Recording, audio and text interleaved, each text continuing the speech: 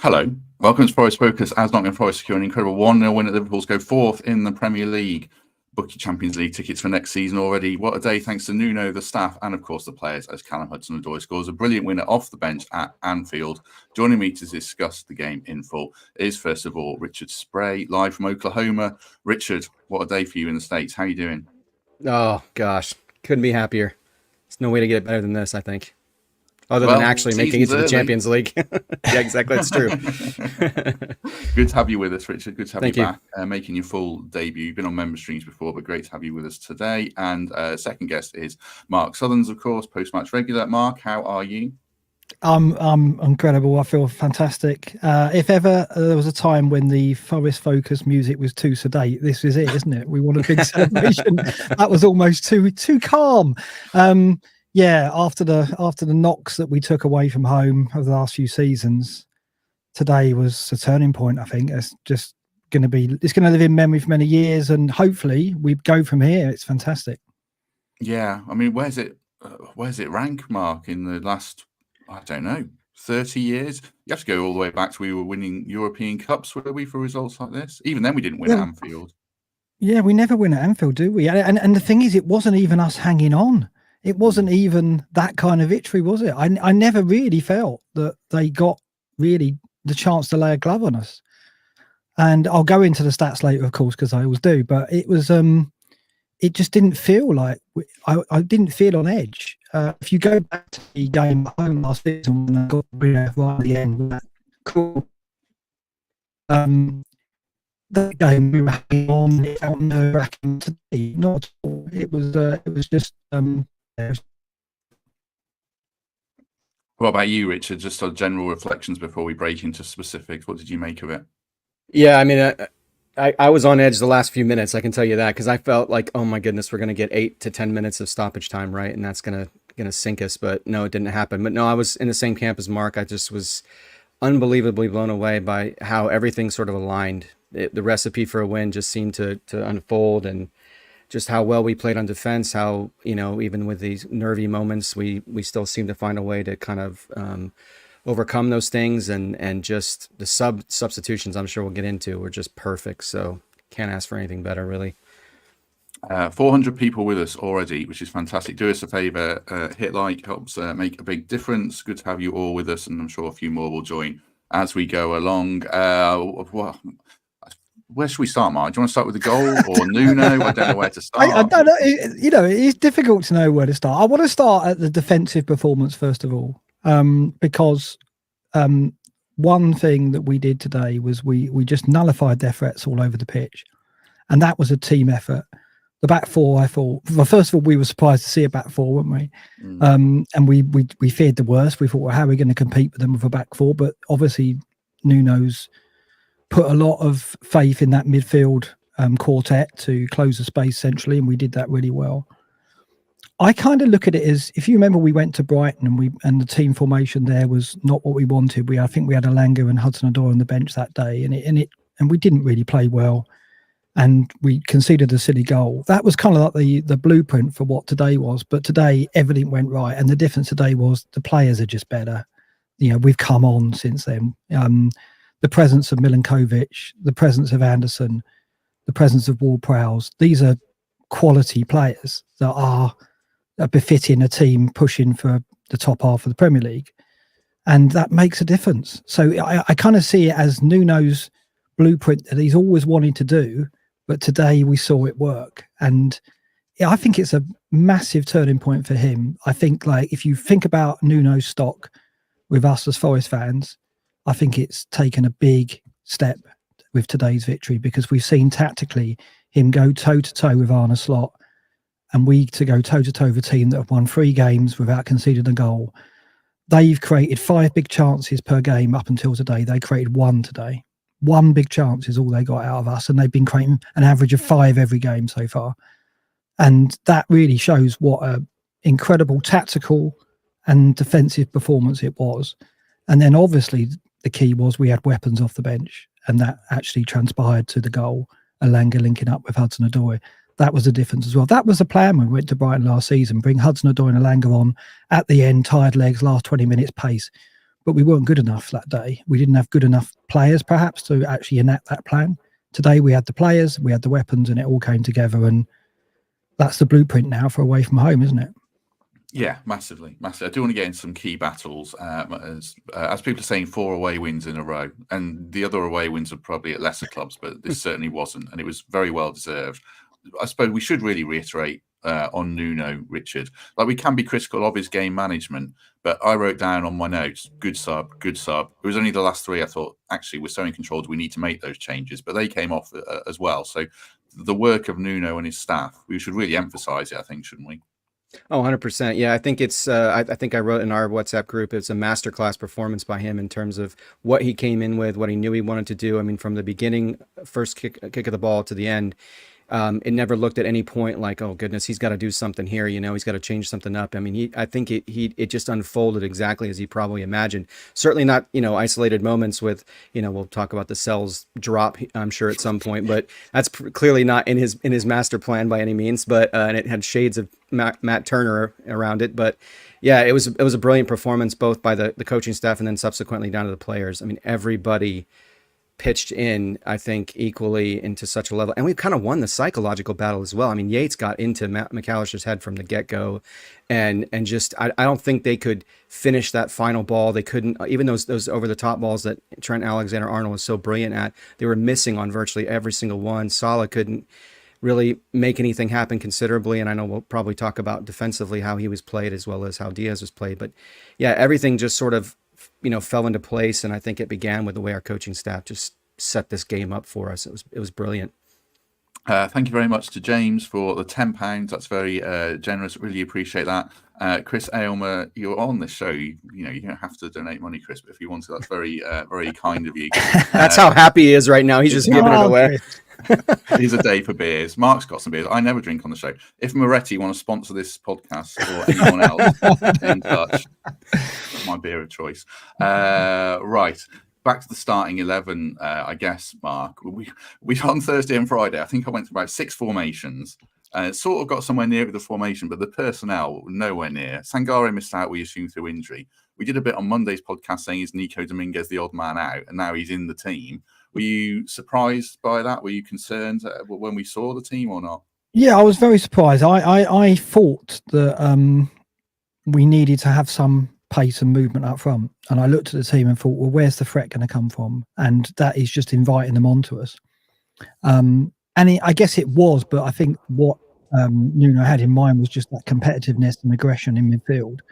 And I mean, we put in tackle after tackle, and again, I'll roll out the data in a bit, but we absolutely competed man for man with them, and that lineup gave us that ability to do that. We know what do we get with Dominguez? We get work rate, we get tackling, we get tenacity, and he epitomised that again today. We take it for granted. We get that from Yates, but also Ward-Prowse was great on his debut. I thought really solid and wasn't spectacular. He did the simple things well. And Anderson, he just looks like the complete midfielder for me.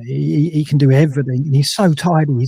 Every decision he makes is spot on as well for someone of his level, his age. Right? His maturity in terms of his decision making was on show today.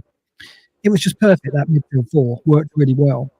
And then obviously the game plan was that we know we've got weapons and we'll bring them on if it's still 0-0 with 20 minutes, 30 minutes to go. And he did it. Hudson-Odoi came on early for Dominguez, I think 52 minutes. And I don't know whether there was an injury for Dominguez at the point, because I thought that was a bit early, because only 7 minutes after half time. So I can only think the plan was him to come on a bit later. But he came on and got into the game. And then obviously he was sharp when he got that opportunity.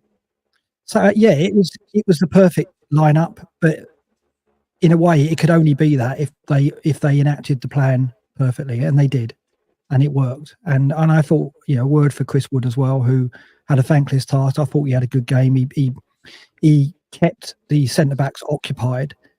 The other thing I spotted as well, Gibbs White was on Gravenbach.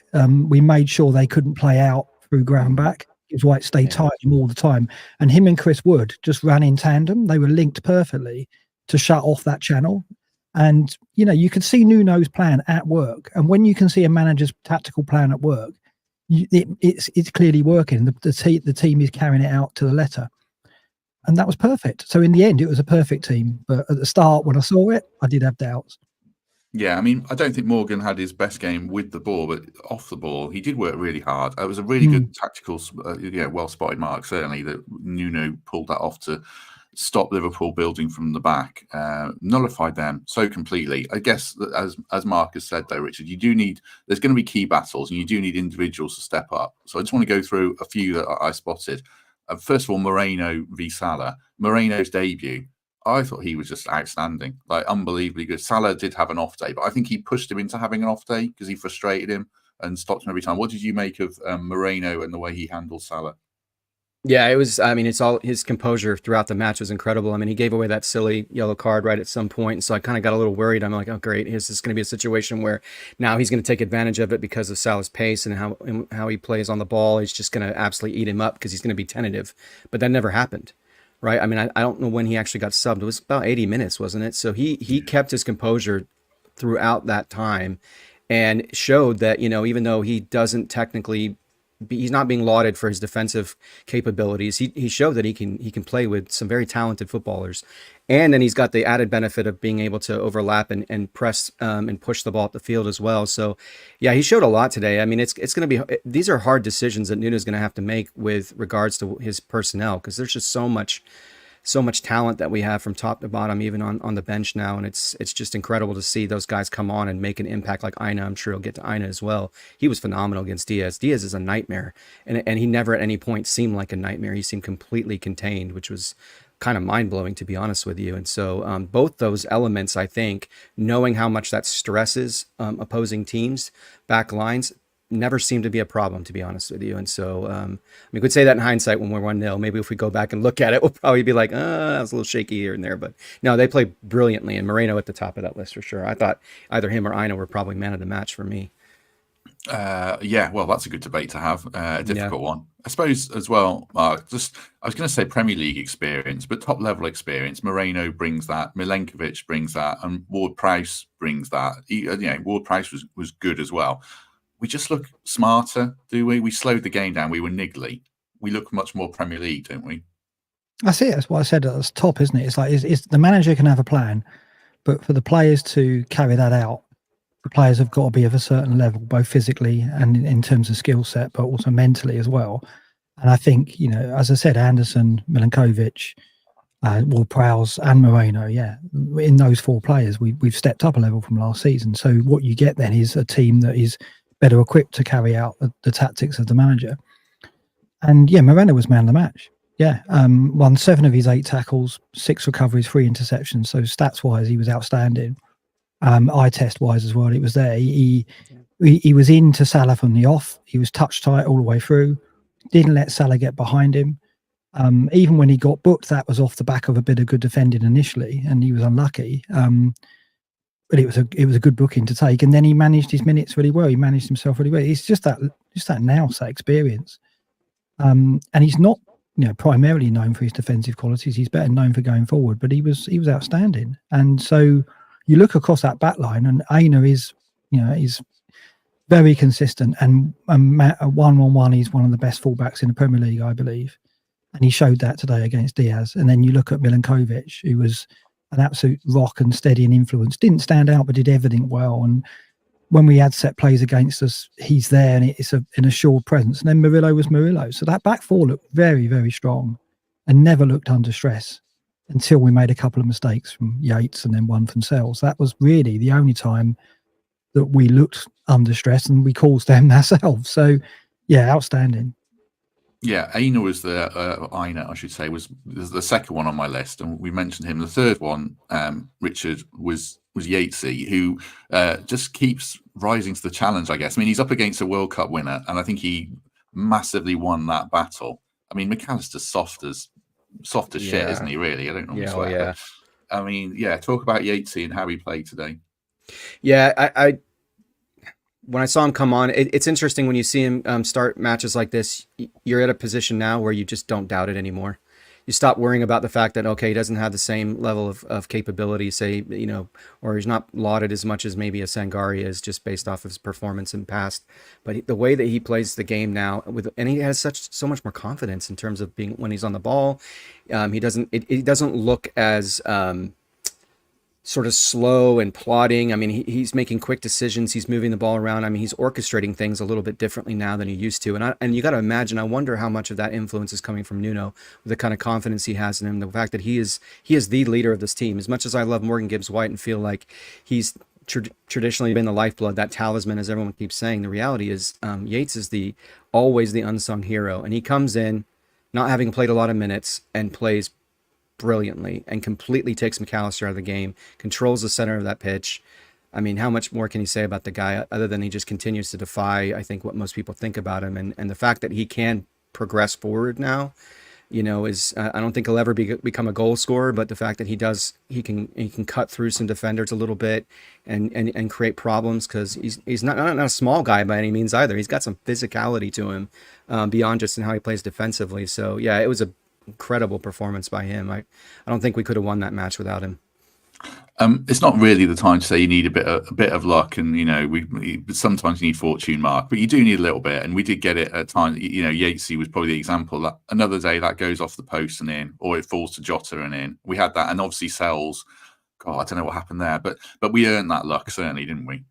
Well, I think last season every error we made seemed to be punished, and we were, I think, it was quite harsh on us last season. Every time Turner made a mistake, it was a goal, it seemed, and every time there was a misplaced pass, it turned into a goal. So yeah, it's about time that we got away with a couple, and we did. On the Yates one, he wasn't aware how close I think it was Diaz, wasn't it, who closed him down, and he'd let it run. That was careless of him, and we could have got punished there. But yeah, we're due to get away with a few mistakes, I think, because last season it was harsh on us. But Sells, yeah, I mean, obviously still got some concerns. I think, we're talking about how the team has stepped up and how we've got better and better. That for me is still one position we need to address if we're going to take that next step up. But he did okay today. He saved what came his way. But to be fair, I think we kept the number of shots to a minimum, didn't we? Yeah, I don't think they didn't have a massive chance. Jota was probably the best one. He didn't make the most of it, I think. And there was the header from McAllister, which he dealt with well. We'll talk about the goal in depth because we haven't done yet. But just before that, next home game, which is even more exciting now, Forest v Fulham, 28th of September, straight after the game at the NAV, 80s and 90s mixtape with Steve McGill. Pete's Kitchen Barbecue, 2 outdoor bars, real ales, cask beers, ciders, and more. Cash accepted. So straight after the game, get down to NAV, and it should be a good one for the build-up as well. We'll be there, myself and Mark. Richard, are you selfishly not flying over for this one? Are you staying in Oklahoma, or are you booking your flights? Yeah, I'm gonna hang out at home in this one, guys. Sorry. You can dress like that money. Okay. Next time I'm on, I'll make sure that I do that. Yeah. Wear the wristbands. You a flight. That's right. Anyway. Fantastic. Right. Talk to us about. We'll all go around the room on the goal because it's going to be one of the great goals that gets played over and over again. Mark, you've watched it a load of times. We were saying before we started recording, Mark, none of us thought it was going in. Actually, the way that the Alisson reacted. I mean, what did you make of it? Well, first of all, Milinkovic won the ball in our own box, didn't he? And that's typical of him. He's brave enough to go in and make physical challenges, and he's, that's what he does. He gets tight to his man and he makes physical challenges. And I think it was on the edge of the box, so he can do that. Good challenge, won the ball. Gibbs-White laid it off to Elanga, and Elanga did what he did when he came on, which was be really positive. I'm sure that was Nuno in his ear straight away saying, get on there and just run at them. And that's all he has to do with his pace. And he did just that, really direct. And then what a pass. I mean, to pick out Hudson-Odoi, to curl it around like he did, almost Morgan style. I don't know if it was outside the boot, but it appeared to be curved that way. Perfectly for Morgan, for Callum. And then as soon as Callum got that and faced up the defender, you knew exactly what he was going. We knew what he was going to do, but Conor Bradley didn't, it seemed, or couldn't stop it. And the way that the ball just faded into the corner, yeah. I mean, if you watch it tonight, Gibbs-White puts his hands on his head because he thinks it's gone wide or hit the post and gone wide. But it just faded enough to just come in. And does anyone do that better than Callum Hudson-Odoi at the Premier League level? I just don't see it. He can do that time and time again with such accuracy. But obviously, I don't know, Liverpool perhaps were unaware of that danger, or they just couldn't stop it. So it's an incredible goal. And we deserved it as well. When it went in and went 1-0, the performance deserved that scoreline. That's the thing. It's not like that wasn't smash and grab. That was absolutely carrying out the plan to the letter and coming away with a deserved 3 points. He's waited all season for that, Callum, as well, Richard, I think. Like, he's been sort of in half those positions and he's tried to engineer it, and they've always doubled up on him. But the one time he gets to space, you just see the quality of the player, don't you? Oh, absolutely. Yeah. I mean, it's weird to say veteran player because he's not that old. I think he's 23, 24 years old. So he's still a relatively young guy in his prime. And so, but the way that he positioned himself, I mean, he just ate him alive, I think, in terms of how he kind of got him thinking too much, and he just, cut in as he does, as Mark was talking about. And yeah, the precision of that shot, it certainly didn't seem like it from the initial look at it, but then just the beauty of how, I mean, especially on the other angle where it was like, facing outward from behind the goal. I mean, you could see how incredibly precise that shot was. But yeah, and then he ate, I think, Connor Bradley up a bit as well later on, where he almost got a penalty out of it. So just the way that he kind of, I think, for lack of a better word, got into his head a little bit, and just he didn't know how to position himself. I mean, Connor Bradley's a young player; he's a very talented player, obviously. But yeah, that's a guy who understands how to sort of play the moment in terms of the mental component of it, and sort of take advantage of a younger player who just didn't, even though he must know this is what he's going to do, as Mark talked about. The reality was in practice he just couldn't execute, and Callum could. And so yeah, I think, Mark, you said before we got on, like, have you ever seen anybody who has a skill set that literally, from a goal scoring, a typology of goal or archetype of goal, I don't think there's anybody in the Premier League or in football in general that has that kind of goal that he can score virtually every time. It's remarkable. It's amazing. Yeah. Incredible. Yes, you're going back. We're going back to Ian Robin, aren't you, Mark? I don't know. I mean, Connor Bradley didn't have a good day, but it's that kind of player. There's an inevitability about it, isn't there? When he gets a defender 1-on-1, he's going to do it, and it's not even. You can't even say 1 times in 10 that goes in. It's more like 70-80% of the time it's on target, and it curves in such a way that the keeper can't get to it. I mean, Alisson got absolutely nowhere near it, and that's probably what one of the world's top 3 keepers. So, like, he's not. You can't say that it was down to bad positioning or the goalkeeper, because we're looking at one of the best keepers, probably the best keeper in the Premier League. So, yeah, just fantastic. It's unstoppable when he does that, and his potential is enormous. And you could tell that. The beautiful thing is, as a Forest fan, is we've got 2 players in Elanga and Hudson-Odoi who cause fear, and they're players that opposition fans and opposition defences look at and go, we've got to double up on them. We can't leave them 1-on-1 because they've got raw pace or raw skill and an end product that can cause us a lot of problems. And when you're bringing them 2 off the bench in a scenario where it's 0-0 and the home side are under pressure to come at you and leave gaps at the back, it's perfect. It's absolutely perfect. So we've got what it takes to do that now when we go to Chelsea, which is probably the next big away game, isn't it? So we're going to look at that and think, yeah, we can execute that. I mean, certainly at Brighton as well.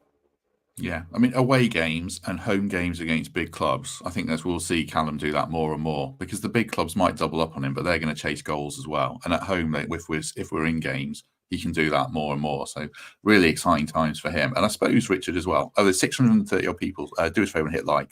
I'll be really relentless and miserable about that. Sorry. We were going into the game. We were talking quite a lot about the wingers have been the one disappointment this season.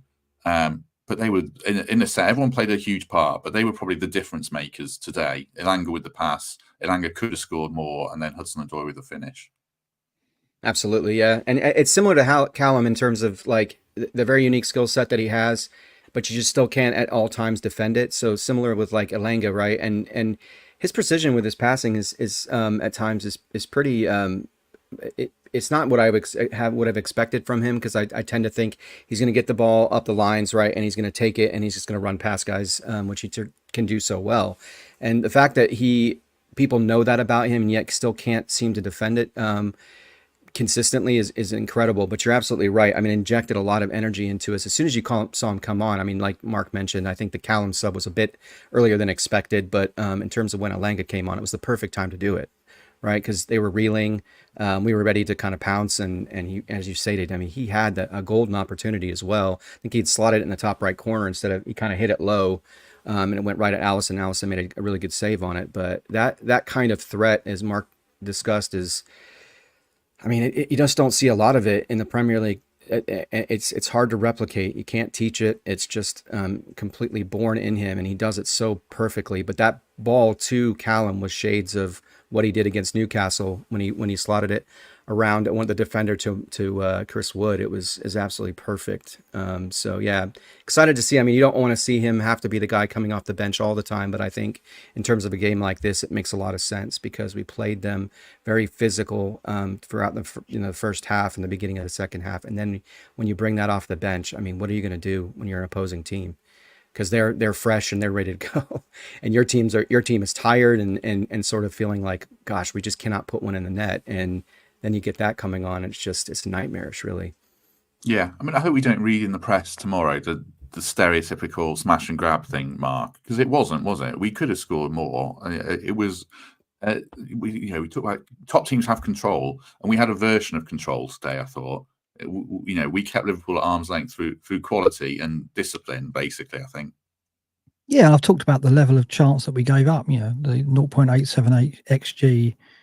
When was the last time at Anfield Liverpool were kept to below 1 xg? I can't look it up, but I imagine it's very, very rarely that is the case. They've been averaging 2.3 per game this season, and they were at home at Anfield against a team that they were expected to roll over quite easily, and it was anything but that. So, but yeah, the level of control we had in the game, as I said, anyone watching that can see that was the tactical plan carried out.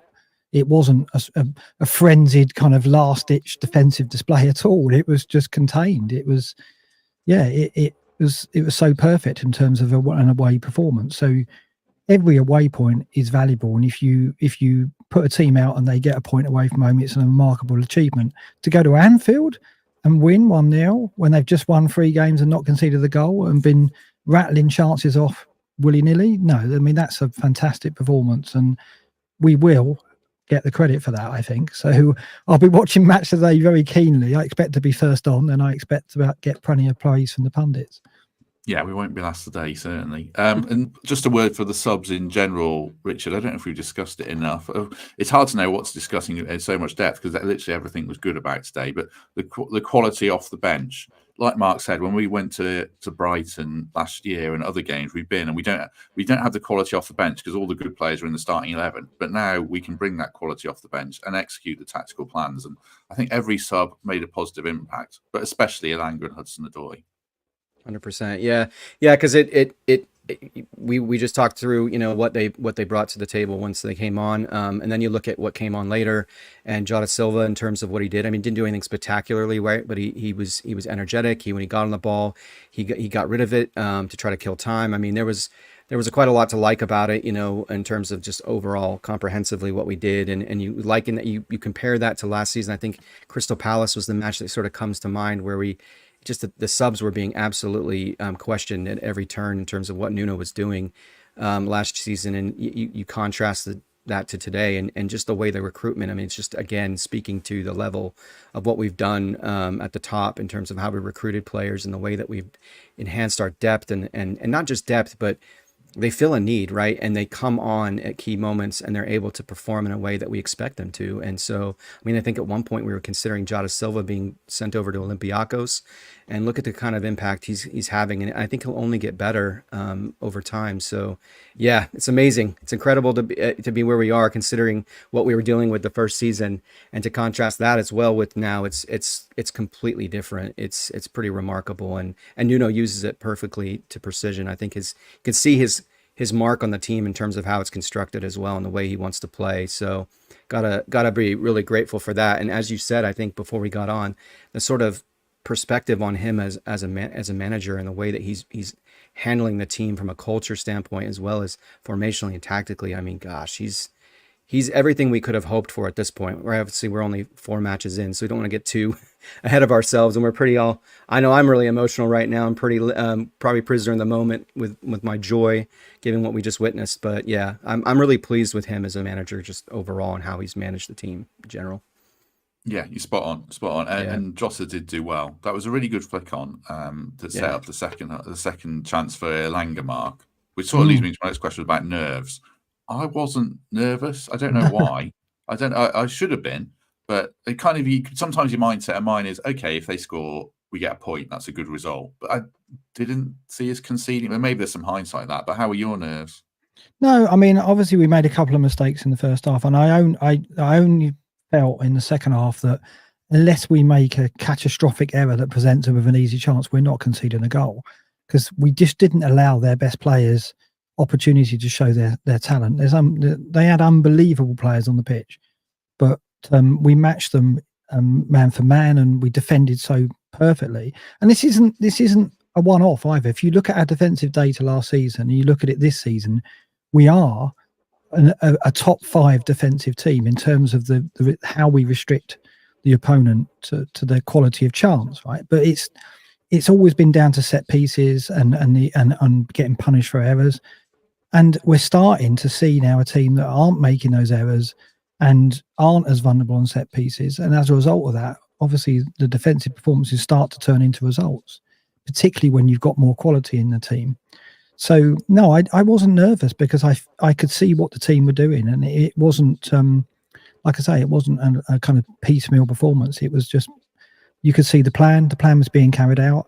And I think, the performance of Hudson-Odoi and Elanga is key, in that they would have been told in the week, this is going to be the plan, right? You're going to be on the bench, but your role is to come on with half an hour to go and make the difference. And they knew that. You could tell they knew that when they came on. There was no like, oh, I should have started, so I'm going to show the manager. It wasn't down to that. It was like, I'm going to do what I've been briefed to do, which is to come on now and do exactly this, be direct, go straight at them, put the fear of God in them.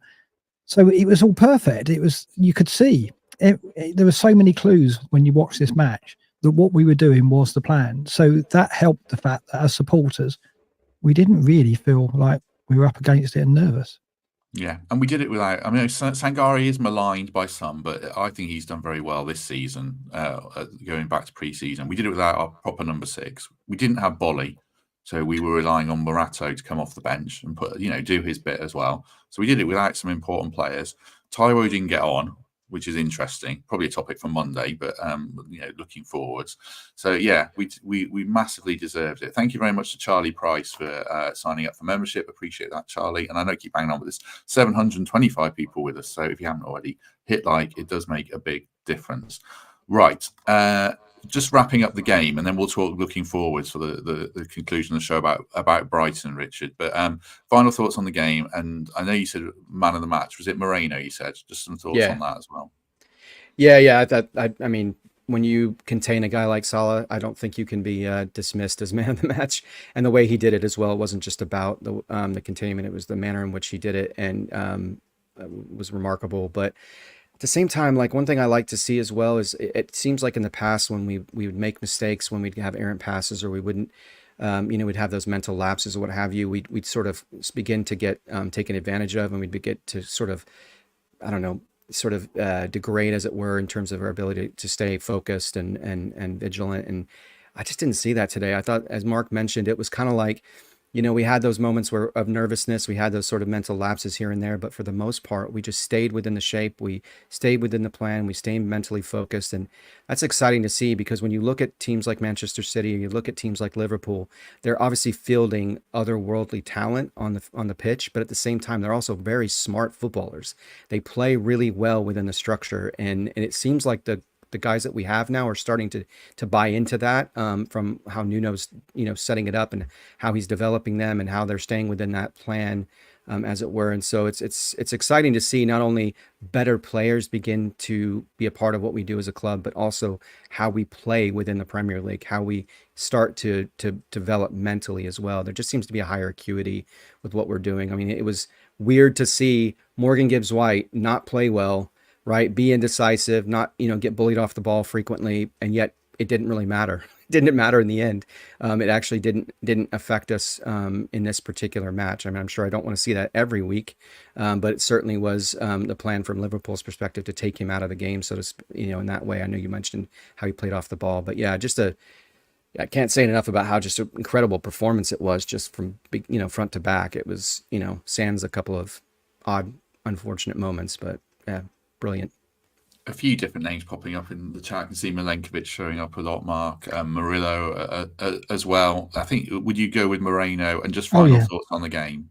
Yeah, Moreno, because I mean, it's his full Premier League debut for us, isn't it? So you're up against Salah, who is an elite Premier League player and has been for years. And I was, to be honest, I was like a little worried about that matchup and thought that, well, Anfield, Salah is almost inevitable at Anfield. He always gets something. And I felt that it would come, but it didn't really look like it. Yeah, I think he had one shot in the entire game. Moreno really didn't give him any space, but credit to Anderson that side as well. Anderson is a player who, when played wide, that will track back, and his industry did help Moreno. There's no question. What a player we have there. You know, every time I watch him, I just think, what's he, 21? I mean, this is an incredible prospect, and he is so complete as a midfield player that he's only going to get better. And so, I mean, things are very rosy now in terms of with the talent that we've got. Yeah, Moreno for me as well, but there was loads of 9 out of 10 performances, or 10 out of 10 almost, and you need that to win at a place like Anfield. So fantastic day. Let's look ahead a little bit further. I was pottering away before on doing the league table, because we should enjoy this, certainly. So that's as it stands right now. We're 4th in the Premier League. There's only 4 games gone, and there's other teams playing. I think Villa are playing now. I saw they're losing to Everton, so that's an interesting one. Right, Brighton away, Richard. Someone in the chat, I think it might have been Jonathan Clegg, said, "Are we favourites at Brighton away?" I think that's getting a bit carried away, but it's a game that holds no fear at the very least, isn't it? Absolutely, yeah. I mean, especially considering they didn't really play well. I mean, based off of the scoreline, they didn't beat Ipswich. So, but you know, Ipswich kind of makes me think of a sort of a Luton-esque sort of team that's just sort of nippy and doesn't let you get away with anything and can beat you if you're not staying sound. But yeah, I'm very confident we can go in there and win. It's hard to be think otherwise based off of the performance today. I mean, obviously they're going to field a different team most likely. We don't want to get too ahead of ourselves. I mean, being 4th in the Premier League with 4 matches in is something to be excited about. Makes you feel less fearful about what the season might present for us, but there's a long way to go. But I go into that Brighton match much more confident because, as you said, I think, Matt, when we did the member episode last week, you know, we really didn't know what they are. I mean, they seemed like they were in good form, but you just didn't know. It was too early to tell. And the same thing with Liverpool to a degree, and look what happened. So I think we can clearly go in there and get 3 points, but I would be shocked if we left with anything less than a draw. Brighton, I don't know if you've seen the stats, Mark. Brighton dominated the game as you'd expect. Just having a quick look, 70% possession, 21 shots, only 6 on target. Ipswich had 6 shots, 1 on target. So 38 touches in the box versus 8. So it went as you'd expect, Mark. But just following up on that, your Black Box co-host Az is a big Brighton fan, so it's going to be an interesting week now. You can go there with some confidence yourself. Yeah, well, there's 2 things here. Like, obviously, Brighton are going to be more wary now of the threat that we carry and our ability to defend. But I think belief is the word, right? So a result like today, it gives the players belief. It gives the players belief that the plan can work even against the very best opposition at a ground like Anfield. And it gives the supporters belief that we can go to any team now away from home and carry out that plan and get a result. So we go to the Brighton game filled with confidence and with real belief that we can get something out of that game. And I think with the players with that in them and the supporters buoyed by today's result, which they will be, and we will be very loud, I imagine. And I'm glad to say I'll be part of that. I'm really looking forward to it. So I think that things change from this point on when we go away from home. There isn't a team or a place that we go now where we don't think we can really cause problems and maybe get a result, whereas it's been a long time since it's felt like that. So today's result is really important in that respect as well, in that it gives us such great belief, not on the pitch and off it. Villa are 2-1 down now at home. They were 2-0 down. What a random day of results. There's been some interesting results. So, are you revising, Richard, your opinion on the next? This 4-game bracket was really interesting because it looked really tough. I think we all said, or I certainly said, I'd take 3 points from it. We've already got 3. How are you feeling now if we bracket, throw in Chelsea and Fulham? Well, yeah, I'm going to changed my tune now. Now my expectations have accelerated, right? Just based off of what happened today. But you're right. I think we said like the floor was 3 or somewhere in that range, somewhere 3 to 5. And so we've already achieved the 3. So there's nothing to say that we can't get at least 2 more points, I don't think, at this point. So I'm going to say if we walk away with anything less than 5 to 7, I would be somewhat disappointing. But in terms of where we're at right this second, but at the same time, winning a match for the first time at Anfield after 55 years, even if we end up losing the next 2 matches, it still creates an awful lot of, as Mark said, belief and a momentum for us moving forward. So got to be excited. We don't feel as like inept at this point. Granted, again, still very early in the season when it comes to how we play away. We've played so much better away. I understand the last couple of matches of last season was against Sheffield United and Burnley, but gosh, I mean, you just can't take away from how we performed today. And the fact that it just, when you see that away fixture coming up, you don't have as much trepidation, I think, at least based off of what we achieved today. Yeah, I mean, it's so early, isn't it, Mark? You don't know. You look at teams like, let's look at Palace. Like, I thought they'd be good this season. I think they scraped a draw with Leicester. So you just kind of have to make hay while the sun's shining, don't you? And it is at the moment for us. So how are you feeling about these next 4 games, 3 games? Yeah, we, belief gives, there's a lack of fear now that we take into those games. We have players that can stand toe to toe with what other Premier League clubs have got. Obviously, it takes time to build that squad, but we are now at a point where we haven't got to look over our shoulder, I don't believe, and we're looking up. And when we look at the lineups side to side, suddenly the apparent gap in quality between our 11 and the opponents isn't there anymore. It's it's just very clear. Milinkovic, captained his country in the week. We've got James Ward-Prowse, who's an England international. We've got Morgan Gibbs-White, who's a new England international. We've got Chris Wood, who's got he's got a proven goal scoring record of the last season and a half. We've got Alanga and Hudson-Odoi, who cause any defence problems, and a lot of clubs would love to have them on the white wings for them. So yeah, our 11 is very strong, but we've also got depth on the bench as we saw today, and we've got a manager who seems in tune with the players that he puts on the pitch. And now I think as well, the support is behind Nuno stronger than ever before. I'm not saying we've got the bond that we had with Steve Cooper, but it's definitely gone up a level after today, and that's why a result like today is important.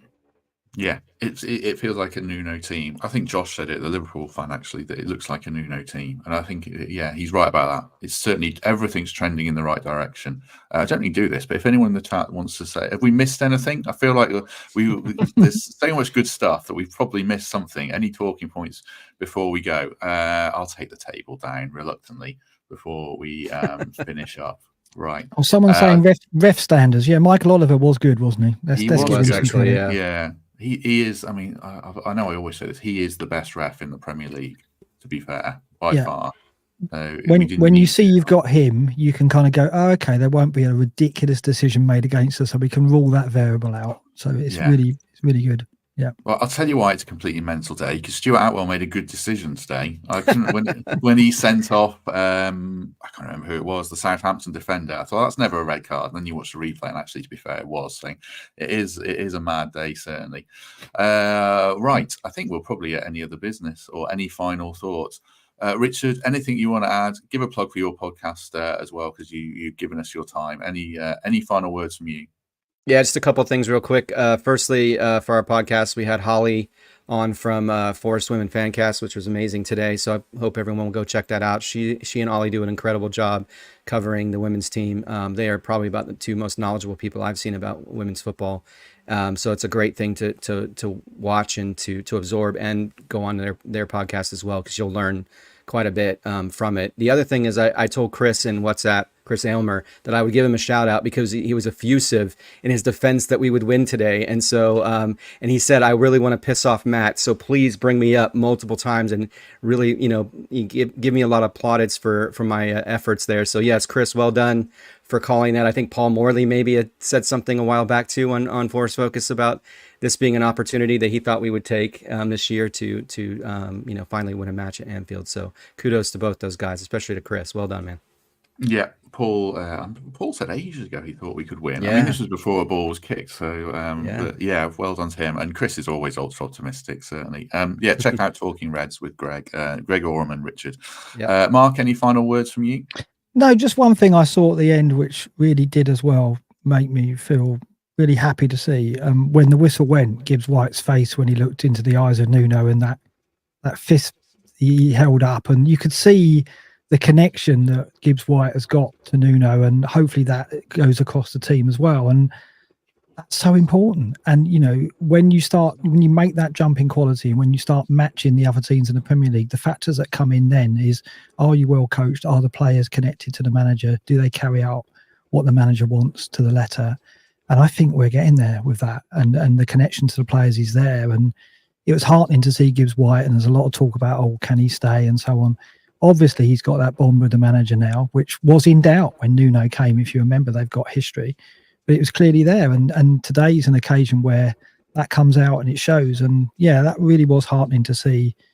And yeah, it really did. When the whistle went, seeing that really filled me with joy. So it was a great moment. Yeah, Morgan properly loves it. I think they all. I think it was John Percy when he came on said that they're a good group, and you don't always get that. So yeah, everything's. I don't.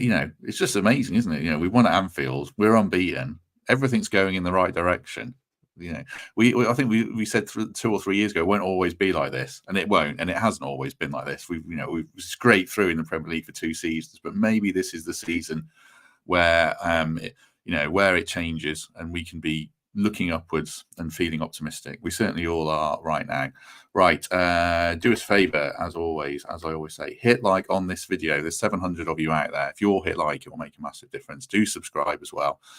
You can become a member. Give us a lovely review on iTunes and Spotify.